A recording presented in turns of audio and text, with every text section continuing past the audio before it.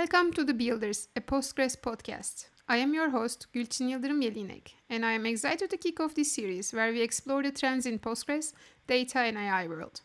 In each episode, I host one distinguished guest to delve into the intricacies of Postgres technologies and their real-world implementations. I am thrilled to welcome our first guest, Peter Eisentraut, EDB Chief Engineer VP and core Postgres contributor. Welcome, Peter. Hello. Thank you for having me. Thank you for coming. And I know you for some time already. We were colleagues, previous company that I worked, and now in EDB. And we know each other from community for a long time.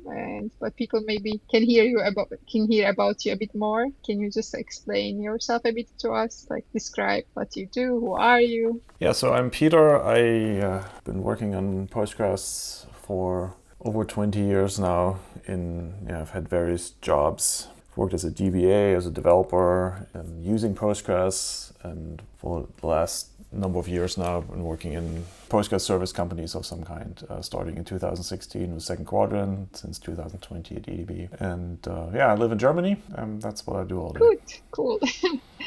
Maybe we can start with Postgres, now that it's our common topic, and that's what our audience will be hearing from us. So it's a long history, Postgres. Now we have Postgres 16, and you've been in for the long part of it, perhaps. And how have you seen it evolve, and what trends do you anticipate for the future of Postgres? Yeah, it's been, as I mentioned, Postgres is obviously very old at this point, and I've been involved for many years. And I think there's two main shifts I've observed, one on the development side and one on the usage side, I would say.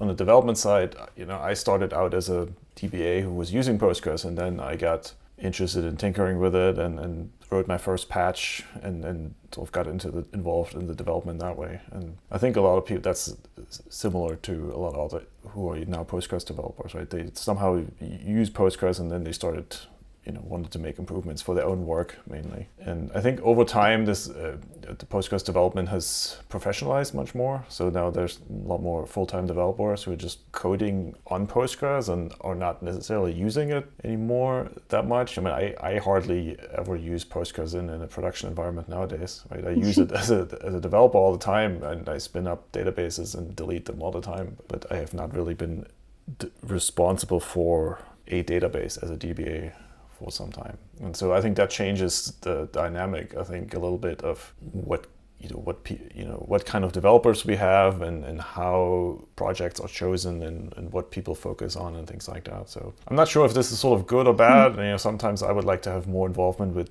the actual using side of it, but obviously the fact that we now have professional developers for Postgres is also good, so we can tackle larger projects and things like that. But it's certainly a challenge on that side. Surely, yeah. When you use it, it's a different way of looking at things while you're developing. You're not exactly seeing the day-to-day things. What are the problems? Yeah. At least from my side, right? I always wanted to make the usage experience better. Again, in my own work, right? If for some reason I didn't understand certain behaviors, or some kind of error message was confusing, or I wish I could adjust this, I wish I could turn this on or off, then that was a patch. That was oftentimes an easy patch. But if you don't have that experience, then you're just sort of developing something in a vacuum. So on the other trend, I would say is probably not surprising, is more and more people are using databases in the cloud. Or I don't know what the statistics for that are, but that's kind of what you hear, that most new deployments are in the cloud and in some kind of a managed environment that you just go to, one of the there's many vendors obviously, and then you just click a couple buttons, you have a database. And that's obviously great, right? That's for the user, it's nice. You need a database, and this applies to other software as well. You need a message queue, you need some kind of a scheduler for jobs, or you need, what else can you get there, right? You just need a machine to run some code. You just click on things, or obviously you script it at some point, and this is great. But for developers of that software, and especially in open source, the way we've typically sort of interacted with our users, and as I just mentioned, sometimes the users are ourselves, but even now, traditionally we have shipped code, and then we get sort of direct feedback from the users. We ship a tarball, users install it, and then you get this feedback of like, can we do this, can we do that? And there's a very tight feedback loop. And if you want to make a change, people can adopt it. People would install patches and things like that. And now there's this whole other process in between making the software and then the people actually experience it. Yeah. Those are, the cloud providers, first of all, have to sort of adopt it into their environments. And that usually involves, making tweaks and changes, and it has to be deployed in their environment and added into, the drop-down box of, and sometimes that actually takes a long time. That's been improved. But then, the user doesn't have the same sort of involvement, experience and freedom about what they want to do, what extensions they want to load, or if they want to adjust the build option or upgrade, or when they want to upgrade. And obviously a lot of these things can be solved in the cloud, but it's just a different experience, and it's just the way we produce software has to kind of adjust to that. Definitely. Before, I think we were much more involved in the whole cycle of Postgres development, even starting with testing and how you access it. It was easier. Now, mainly, I think people are waiting, as you said, the product is added to a cloud-based platform provider, and then you can use, let's say, an extension. If you're using Postgres in cloud, if there's an extension you want it to be supported, or you are able to use it or not use it, it's kind of a bit more polished way. So it takes time until you finally get to it. And I don't know how much of your input actually is there. Before, I think there were a lot of steps ahead, and it's much easier now. Everything is abstracted away. It's just as you say, you click a button, you just create an instance, and the service is there already and stuff. But actually, it also takes some things away from the user, good or bad. Yeah, it's just the original idea of open source development. I mean, obviously it changed gradually over time, right? But when I got started, RPM was kind of new. Right? This sort of idea that people would download pre-compiled software was sort of a little bit of a crazy idea at the time, right? Everybody wanted to be sort of download, compile themselves, and this kind of, and obviously, this is well established now that you have packagers that work on integrating your software, and that was sort of one intermediary.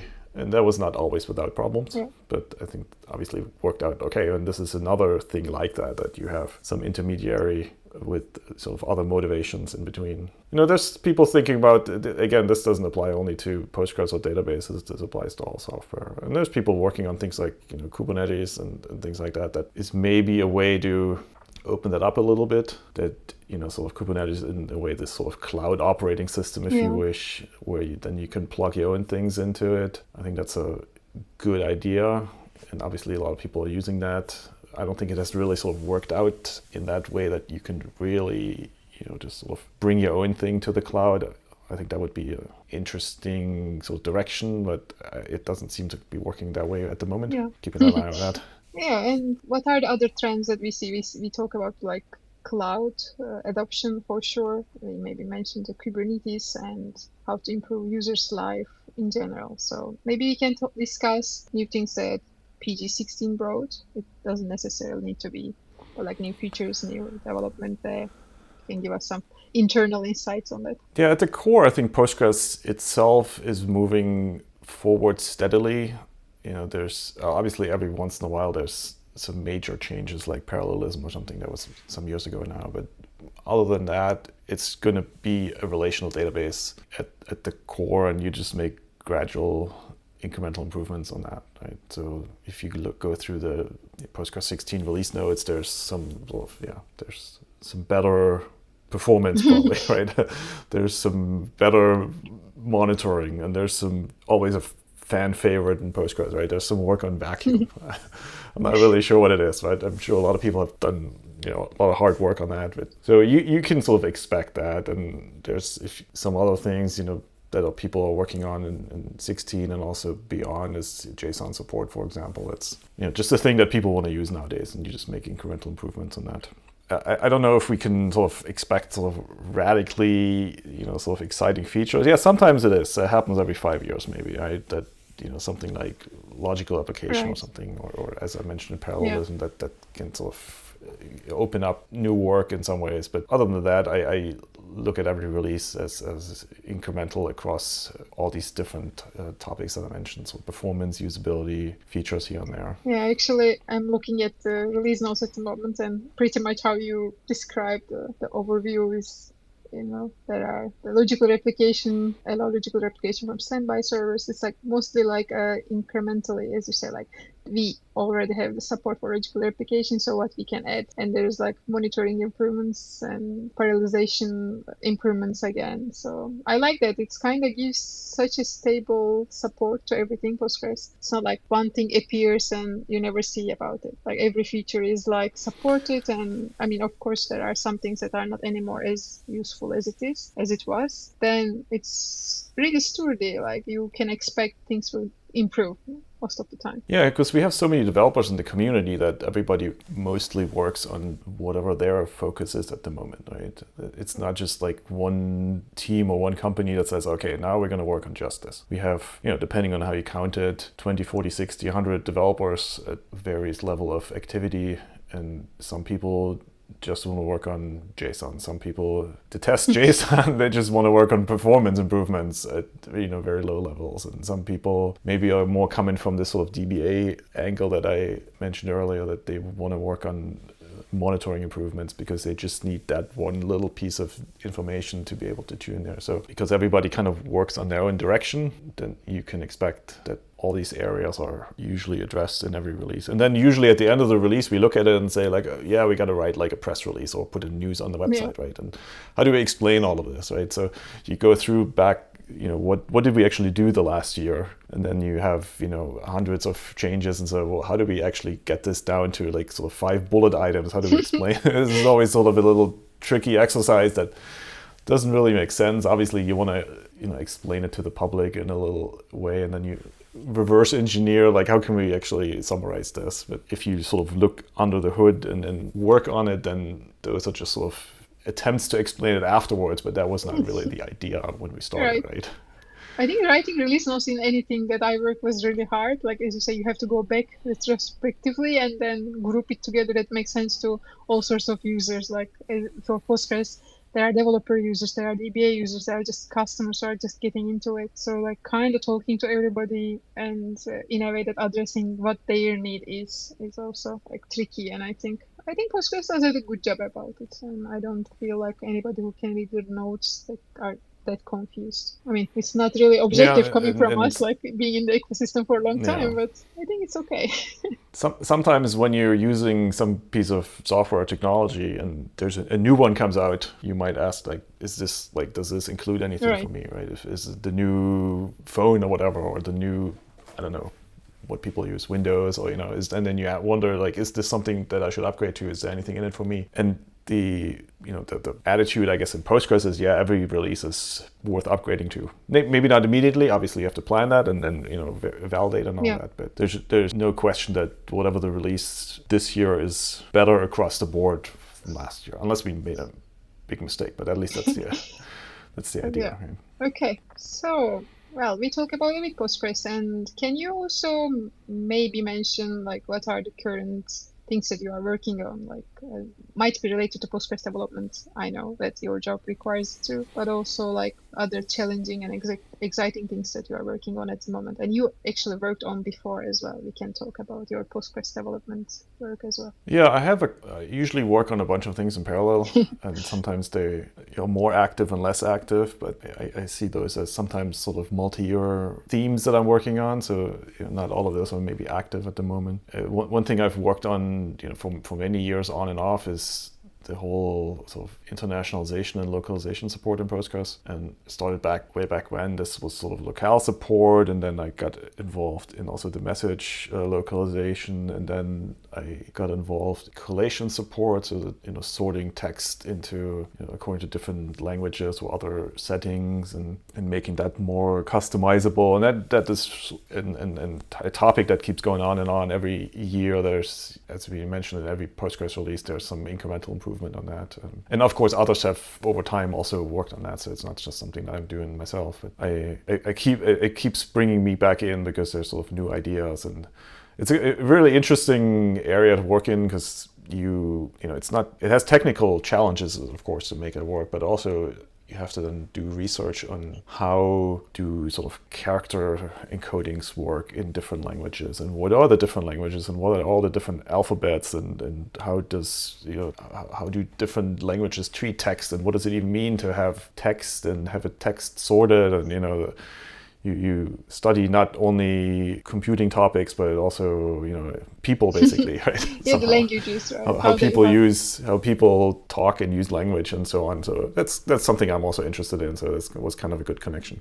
It's nice. I remember one of your talks, I think in Italy, that you made this collation and localization talk, and there was like a bit that French was approaching reverse order of the collations that were generated, like you order them, you sort them, and then I don't know which example exactly, but when there was like it came to French and it was like reversing the order of how things are sorted. I was like, of course, it makes sense. That's a classic thing. That to be fair, I think the interesting thing to observe actually, there are, before computers, a lot of languages had these kind of weird rules, or we could call them weird maybe nowadays. And then as computers had to adopt those, then people realized this is kind of silly and we should get rid of it. So that French rule that you mentioned, that is sort of deprecated or no longer actually used, but it's still there in the computing systems. They have to obviously support that.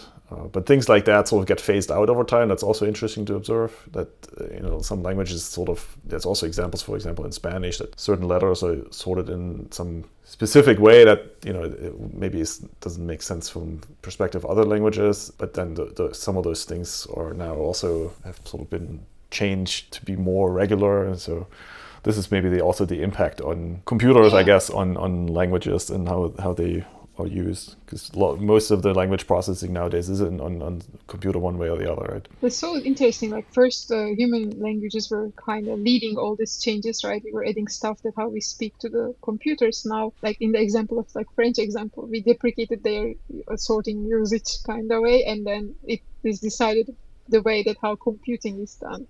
So like the order of things, how we impact can change. Like the computers are impacting our natural languages. It's like there's a bunch of examples like that in various languages, and once you study this more and more, then you get into alphabets that I don't know, so you can't even follow the examples very well, and so that's kind of an interesting thing, just to study something that's not just computers, right? So that's kind of fun. Yeah, it's fun. Like my name and my surname is, I think, creating a lot of issues for everybody. So I have all these like characters. Yes, obviously we can get a little personal here, right? I was thinking that before Unicode, you couldn't even write your name properly. Now I can't, thanks Unicode. So. Okay, so I know also you worked on the SQL standards, adding them to Postgres, the features coming with standards. Like maybe we can also talk about that if you like. Yeah, so I've been interested in the SQL standard, for a long time, because obviously that's what feeds Postgres, right? And some of the work I did over the years was sort of looking into the standard and how can we adopt some of the features and implement them. And there's a variety of minor pieces I've worked on over the years, and also with others. And I think that if you look back, that's been quite a successful story for Postgres in general, that by now Postgres is sort of the default database in some way, or the reference database a lot of people use. Not everybody looks into the SQL standard, right? That's difficult, but if somebody wants to know, how does SQL as such, how does that work, people would by default check out Postgres. That's what people effectively do in many cases. So this was a good result of that work over time, that Postgres is sort of the reference database now, the relational database and reference database. So a few years ago, I actually managed to get involved in the actual standards working group, so the group of people that actually write the SQL standard. And that was interesting, fun experience, because you're in a room with more database nerds, basically from different companies, and you talk about, so you make sort of jokes about standards languages and stuff like that, and you do obviously serious work, but there's you're in the room with nerds and it just happens. So that was kind of fun.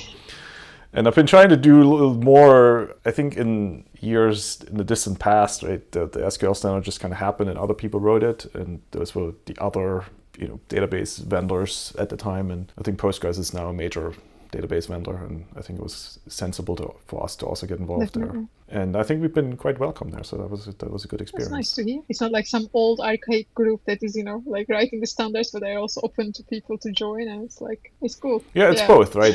Some of those people there have been involved, for longer than I've been involved in Postgres, right? So some of them wrote for, SQL 92 or even before that. It's, so that's all, and there's a lot of knowledge and wisdom in there as well. But also, I've a relative newcomer there. There's a few other relative newcomers there as well. You could say next generation maybe. So nice. It's been a good experience. And in some way, working in open source and Postgres, the dynamics that we talked about, right? You have different people from different sort of competing companies or with different interests working on a common product. That is also similar to how standardization in general works, or in SQL specifically, that you have a bunch of people in a room. They come from different countries, certainly different companies, have different jobs, but they have this interest that to make this product, in this case, is a PDF document. It's not a tarball, but the process is sort of similar, that you want to work together to make this better for everybody.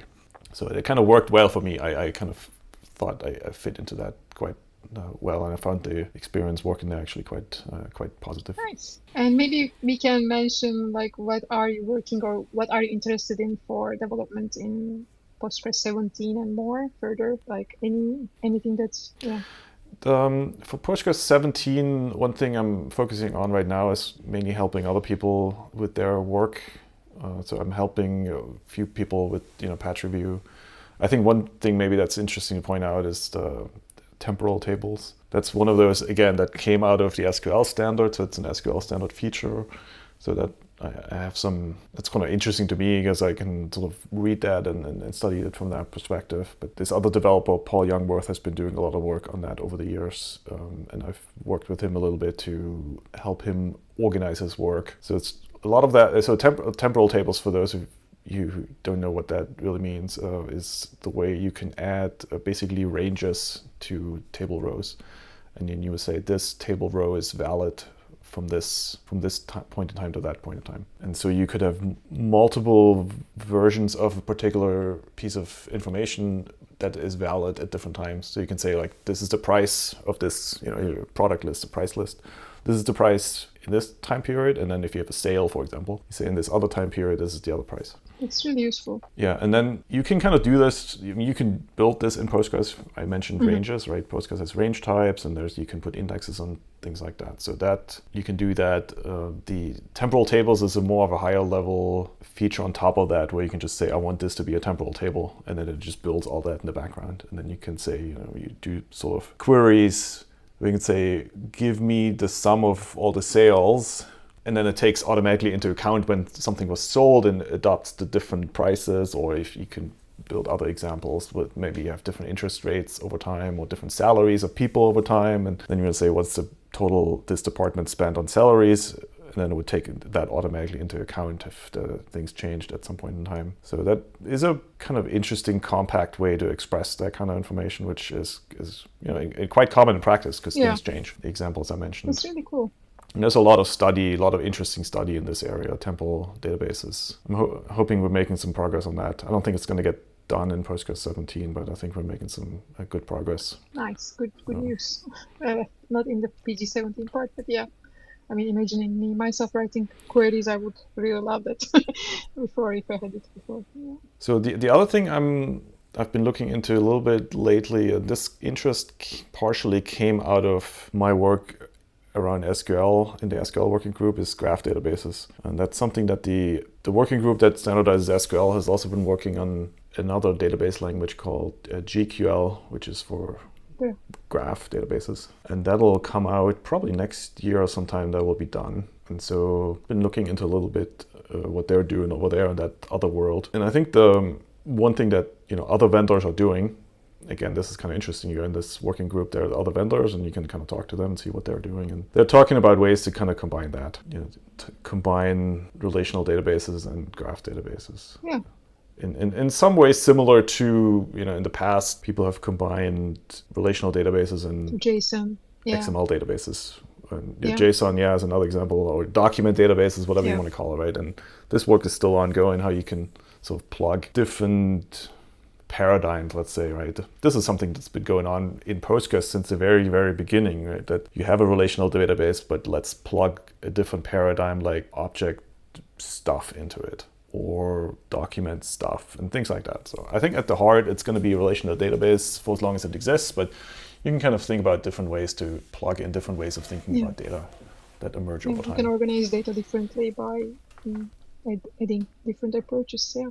I like recently vector data. Basically, we can add vector data to Postgres too, and before it was that's another thing not even thinkable, again, right? It sort of come up. Is that how, right? This happened quite quickly, right? The whole AI, of course, and vector databases, and this gives us sort of a way to adopt to that as well in different ways, right? Okay, and you also have some other roles in community, like I think you were managing commit fests. I don't know if the term is like managing it, but like making commit fest happen. you wanna explain people how it works? And like, it's a commit fest manager. Commit fest manager. That's okay. the term, at least, right? So what we do in Postgres, this is, I think, a very sort of specific thing that we came up with. I've not seen that too much elsewhere. Is that so we have one major release a year normally. This has been like that for a long time now. And then if we all just developed and without any sort of coordination, I guess the problem that happened is that when people submit patches, nobody looks at them, and then they all get they'll just lie there until the end of the cycle, and then people sort of say, well, what are we going to do with this now? Right? And that was everybody just works on their own stuff, and then people submit stuff and nobody looks at them, and then at the last moment, stuff got committed, it wasn't really done yet, or it was kind of hard, unorganized. And so we came up with this system of commit fests where every other month, this is at least the way it is now. This has changed a little bit over time. But generally, every other month, you have a commit fest, and at that point, you are supposed to focus on reviewing other people's patches. So there's a website, kind of a tracking system where you can sign up. And then during that time, you're kind of supposed to focus on reviewing patches and integrating patches and helping others, and others will help you. This sort of a give and take is supposed to be. I think that's quite useful. I guess in some other projects, maybe that's like a merge window or like sort of patch review time or something like that. I have not seen it too much elsewhere, but I think it was a good system so that people in some way forces people not just to think about their own work, but focusing on this code review, give and take. And so basically what I did recently was every commit fest is supposed to have a manager. That's basically just someone who keeps the information up to date of who is reviewing what. And if the status is correct, does this patch need attention, or is it done, or can somebody just commit it, or has it been reviewed enough, and sort of just kind of keep that information up to date and current and move things forward. So I did volunteer for that in recent months. So been doing that. Yeah, I think it's not very good thing to do. Like favorite job for many people, I think. No, this is definitely not a favorite job, but it is, I guess, a job that everybody should do once in a while. Everybody who is in the development, Postgres development, should do it once in a while. So I figured it was my time. I had a month of time. Also, that's something it's hard to find. Actually, a month you can dedicate to that. Wow. So it was a good experience too. Cool. Okay, I think also there is 2 times in the year, right? This commit cycles we have in Postgres, like one in September, as you mentioned, that you were managing, and also March. There's a commit fest. There's also another one is in March. 5. There's one every month. So there's So it starts in July. So there's July, September, November. That's one right now. So every other month, and then January and March. March is the last one. That's usually the hectic one when everything has to go in or it gets postponed by one release. So that's usually quite the hectic and busy one. That's why I remember March and September. The September one was kind of weird. It's actually sort of the lowest activity. I looked into some statistics for that. I wasn't quite sure why, but it looked into past years also. During the cycle of the year is somehow September has the least activity somehow. It's not sure why. Everybody's like tired from their summer holidays or something. I don't know. Not sure. School drains everybody. At least that's like September. Yeah, that could be right. That okay, so kids go back to school. It's everybody's exhausted. Also, PGConf.EU is coming, and I know you have a talk exhibited there. Maybe you can Yes. kind of talk about it so that people who will actually go to your talk can hear a bit about it from you. Yes, please come to my Please go talk. to Peter's talk. It's on the last day, on Friday morning, I believe. So I'm not sure how I'll be there. awake everybody's going to be, but yeah, no, it's good. I look forward to talking about this. I'm going to talk about a new extension, a relatively new extension called PG Failover Slots that EDB has released this year. Just to be clear, I had a hand in this, but a relatively small hand. So I'm just the presentation, and other people have done the actual hard work over the years. But PG Failover Slots is a small extension that helps managing logical application failover. It's hard to explain sort of in audio, that's why the talk has pictures. But it is, at least that's my argument, that everybody should consider using that because it helps if you have sort of complex setups involving physical and logical application and you want to do failover, you need to do this in a certain way to make sure it is done correctly and doesn't lose data. And there's a couple of interesting challenges that are maybe not obvious to people, which PG Failover Slots allegedly solves. So I want to present that and just tell people about it, that they use it. And it's open source, so it's just there for everybody to use. I just want to tell people about it. Thanks. I think it's interesting. I'm not sure if everybody will come for that on Friday morning, but yeah, sounds interesting. I'll write a blog post about it if nobody shows up. Also, when we talk about Postgres, it always comes to the topic of the extensibility factor to it, and there are quite a lot of extensions that are getting a lot of importance recently. Do you have any kind of favorite ones that you would like to maybe share? Maybe unknown ones to people, but they're important to you. Anything like that? Yeah, I mean the extensibility of Postgres is really great, right? The one that everybody knows is PostGIS, of course. It's kind of the main big canonical example of an extension where I like the idea that specialists in that field, like who knows GIS, geographical things, right? I'm not an expert in that, but this allows this separate community to work in their specialized area, and then it integrates with all kinds of map things and other things, I don't know, right? So that's great. You can work, and then they just plug into Postgres, they can define data types and operators, and then it just works great. So this has been a great success story over many years now, and arguably has helped Postgres also in that area to become very popular and also sort of the default choice. And I think we already talked about vector databases a minute ago, right? That's another one like that, where there's a now kind of emerging use case of vectors, right, that people want to do stuff with. And not everybody is fully up to date on what that is, right? This is a sort of a relatively new thing, but the people who are experts in that can work on that. And interesting thing about pgvector that I found, for example, is that pgvector defines their own index types or index access methods, right? Which is a great thing that you can do in Postgres. Yep.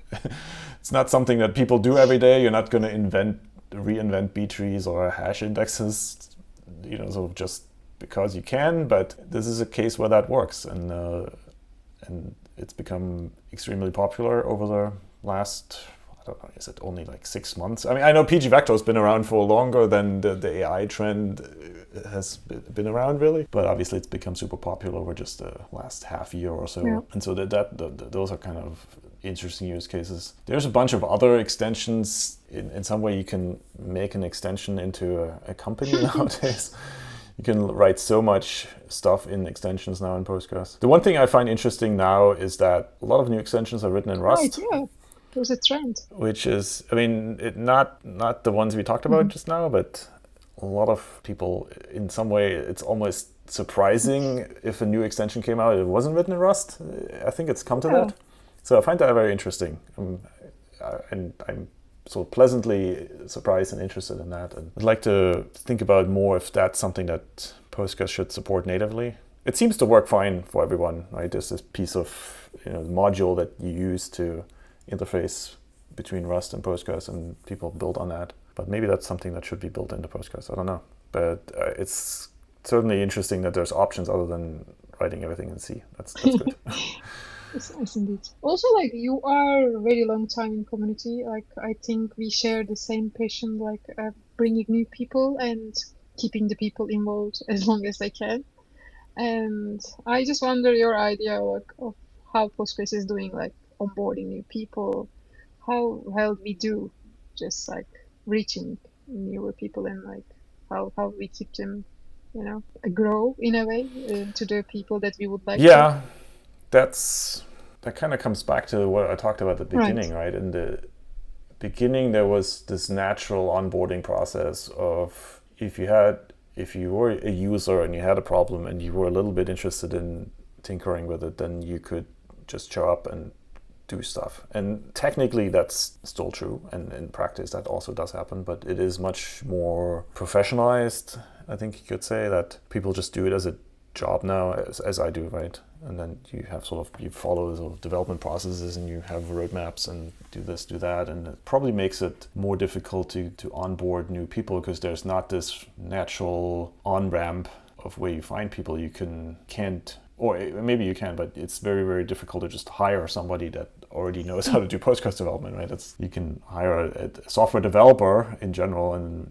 train them, obviously. But I think ultimately you have to find people who have sort of an interest and a passion, I guess you could say, in this sort of particular process that we have. Well, that applies to open source development in general, right? It's different of just working in an office, in a team, you do in-house development, you do your thing, and then you're done. In open source development, it's different. You have to be more, how should you say, right?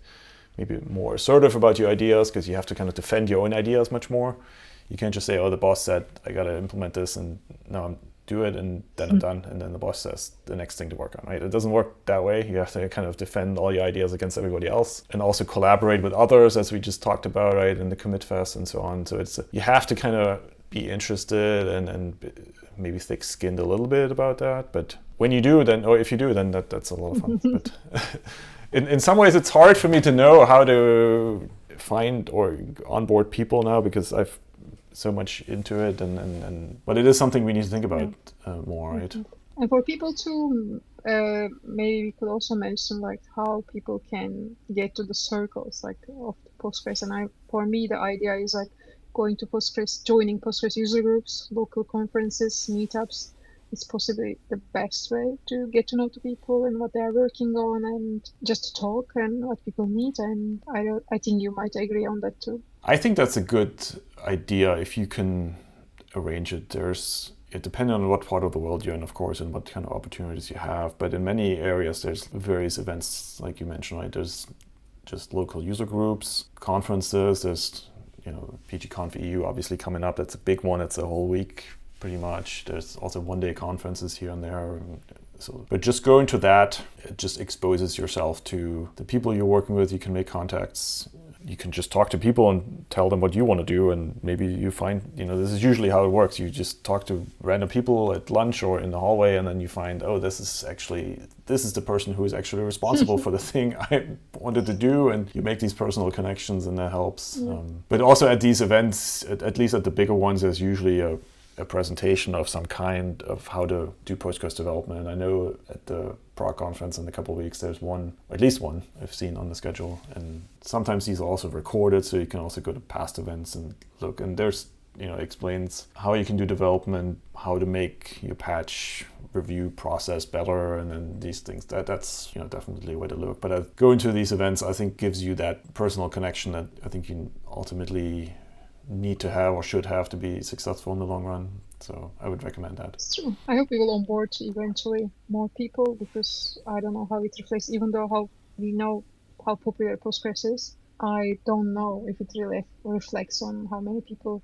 joining with this popularity. I think core is stable, and yeah. Yeah, it's, if you look at the numbers in detail of how many people work on patches or the commit fests or the number of committers or various things like that. It's not growing hugely. It's growing steadily or in some cases constant. It's not shrinking, that's good, but it is not growing in these sort of vast ways that you might expect given how popular Postgres and then databases and open source and stuff like that in general has become. And that's, I'm not sure. I don't know why that is. If there's some kind of natural limit of, just how we have organized ourselves, that there's a sort of a limit of how many people can usefully do things. Because if we had, if you can imagine, if we had somehow another 100 developers just ready to go and super competent and so on, you'd almost be worried that you sort of would get in the way of each other. Because there's not 100 different things you can work on, major things, right? You can make small patches, of course, but there's not 100 different things you can work on without having constant conflicts with others. Maybe there's just a structural limit there, right? Also, there are multiple functions to a community, right? It might not be, maybe people are just considering it just sending a patch, reviewing something, but there are multiple other ways that you can just improve the documentation, organize events so people can actually get to know each other. And there are other stuff let's say when I was working on the PostgreSQL as a board member, there are little invoices, I don't know, setting up, reading contracts, and it's still a part of contribution. And I think we always need people who can also join, not necessarily all of us writing code too. So I think for there, we need much more involvement, I feel. Yeah, absolutely that, right? If I just mentioned, if you look at the number of patches written or something like that over the years, it's, let's say, relatively constant. But if you track everything around it, some number of years ago, PGConf.EU is now also relatively old. But there was a time when there were no conferences at all about Postgres.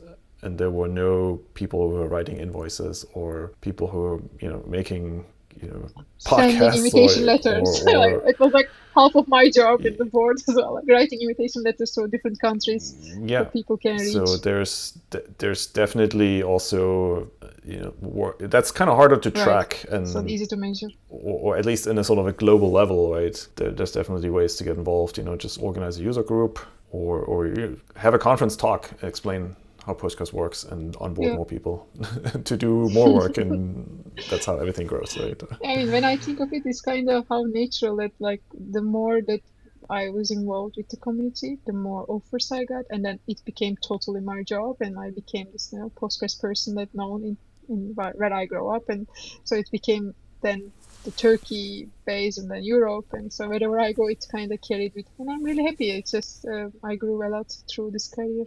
And Postgres says a lot to offer if you really want to work.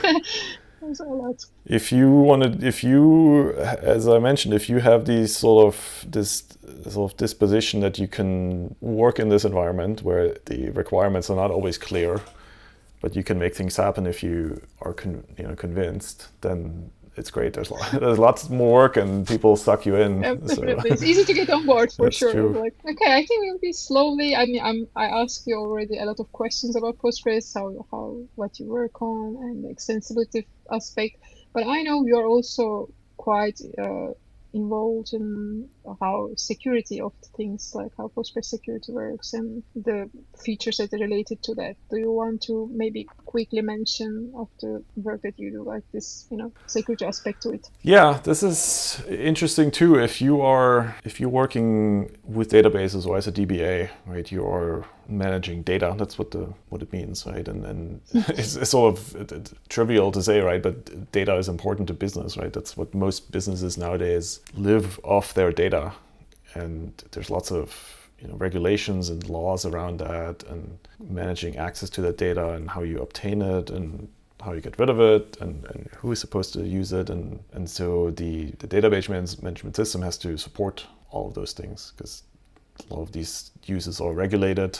And then you need to support that, and so this is something that Postgres in general does, but also we at EDB specifically, work with a lot of customers who are, regulated industries. Sometimes people call it, right? So this could be banks and things like that, but also in general, not only those traditional ones, not finance ones, but also in general, people want to make sure the data is well managed and protected and tracked and things like that. And so those are things we've been working on internally. I've been involved in 2 projects that look at different ways you can encrypt data. The one is TDE, that encrypts storage on disk.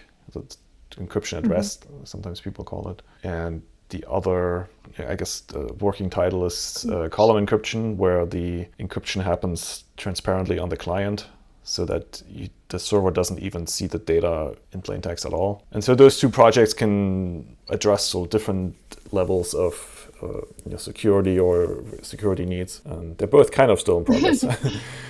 But I think those are going to be very important to certain users, let's say. Yeah, and I think those users actually drive a lot of the need of development, because the regulations, as you mentioned, the standards, I know this PCI standards, I think, and those are impactful use cases. And I think I also see TDE development from other companies as well, and the column encryption will be quite important too. So it's actually cool that you are really working on some things that are quite required in a way. Maybe it's not for everybody, but for the, as you say, regulated environment. Yeah, for those who need it, it's an absolute right? requirement. To choose right? the This DB, is kind of right? tricky. Why they want to have this, they have to have some requirements that fulfilled so that they can continue. Yeah. I think that's actually quite important in that aspect. I think if we just enter the details of all this encryption, column encryption, transparent TDE and everything, it will be another podcast topic. Maybe we can do that later on, just to focus on that, right? Sure, Security. I'm happy to talk more about everything. Okay, so everybody heard it. We might have some more. And all right, and let's finish up in a maybe hopefully positive way, and the future of development of Postgres. And what do you think? What do you foresee? What could be kind of with this all the AI hype? I have few ideas how it could improve a usage of DB and what people can do with DB. And what are your ideas on that? Yeah, I think one thing that where the time is maybe has come is some kind of automatic machine learning driven management of the database. And I know that's sort of some buzzwords, concatenated together, but I think it can actually really work. That all these configuration settings that you have to do to get the database set up right, memory and shared buffers and cost models and cost estimation and all these kinds of things. And I think it is possible to apply some machine learning. This is not for new ideas, but I think it's possible to apply some mature machine learning techniques to that and have the database be managed that way. Some part of it, right? It's one. I think you still have to have someone there who decides what backups to. I mean, you can automate that, but somebody has to decide we need backups for this many days or whatever. Right? So you need a DBA, but the DBA doesn't need to decide whether shared buffers should be 4 gigabytes or 5 gigabytes. Right? I think a machine can make reason about that. So I think that makes sense to investigate. Right. Because we all have all this data and that making sense of the data that we have, all the trends, I think it's not as easy to us as you say. The DBA might be, maybe there's this, of course, intuition come after taking care of something that you watch every day. From my experience, I knew it, when things go wrong or what can happen. You have the tools to check everything, the monitoring that you set out. Then machines may be quite sure improve it, seeing the trends, how things go wrong, or configuring a DB, as you say, is a great example. And I see that other people also SQL injection. I think that was one topic, that detection of the SQL injection came up to me as I see the ideas of what can be done and classifying the queries. That's also a classical detecting machine learning problem, right? You look at good queries, you look at bad queries, you learn about them, and then you can make rankings toward it, classify them, and stuff like that. It's basically spam filtering, but reverse, I guess, or something like that, right? You can optimize queries. I think that's one thing that everybody is doing.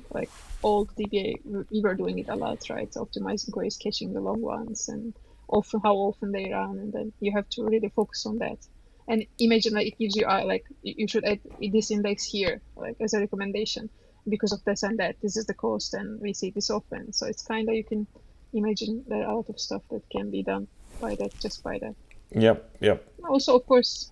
And maybe also having also better assessment of monitoring data, right? Where you can look at various statistics of I/O and memory usage and stuff like that. But if that could somehow be summarized of saying, oh, everything is fine, or everything is busy, or things are unusually busy, things like that. So I think there's some ways to help in, to have machine learning or whatever you want to call it, do some meaningful improvements, but still keep, a DBA in the loop to make some of the more important decisions.